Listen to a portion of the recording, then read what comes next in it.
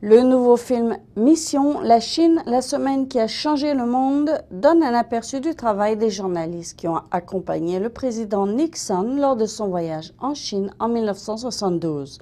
Le film a été projeté la semaine dernière à la Société d'Asie de New York. Voici le reportage de notre correspondant à New York.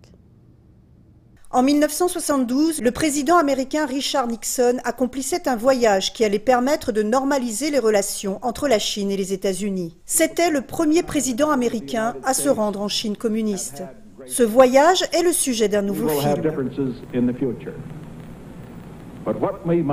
L'expérience de se rendre en Chine avec Nixon et ce que cela signifiait pour les journalistes ou les gens qui travaillaient avec les journalistes. Mission Chine raconte l'expérience des journalistes qui ont voyagé avec Nixon en Chine.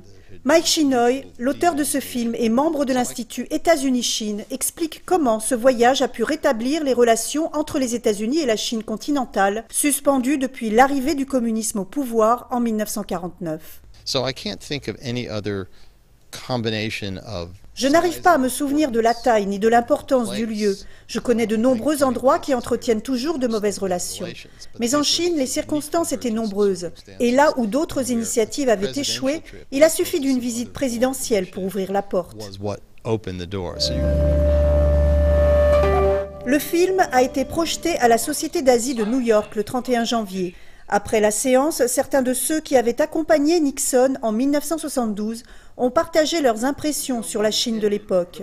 Le régime chinois avait envoyé des gardes pour surveiller les mouvements des journalistes. L'entourage de Nixon n'a pu voir que ce que le régime chinois voulait leur montrer. Malgré cela, ils ont pu ressentir l'esprit du peuple chinois. I came away with the impression, strong impression, that Je suis reparti avec l'impression très forte que le communisme n'est qu'un vernis très fin, mais que nous avions bien à faire avec les Chinois. J'étais déjà en relation avec des Chinois de Hong Kong, de Taïwan et ainsi de suite, mais les gens avec lesquels nous traitions ce jour-là étaient bien chinois. Le journaliste Max Frankel a été surpris de voir combien les Chinois gardaient leur esprit d'entreprise malgré le communisme.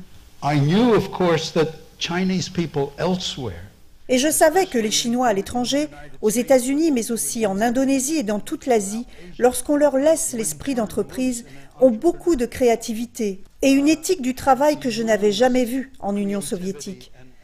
Et je me rappelle avoir dit à quelqu'un, si on laisse faire ces gens, attention.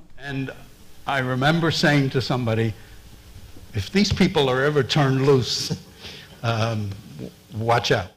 Le voyage de Nixon a permis d'établir de vraies relations diplomatiques. Aujourd'hui, de nombreux Chinois peuvent exprimer leur esprit d'entreprise. Les relations entre les États-Unis et la Chine restent cependant houleuses, avec des désaccords sur le respect des droits de l'homme, les politiques militaires et la question de Taïwan.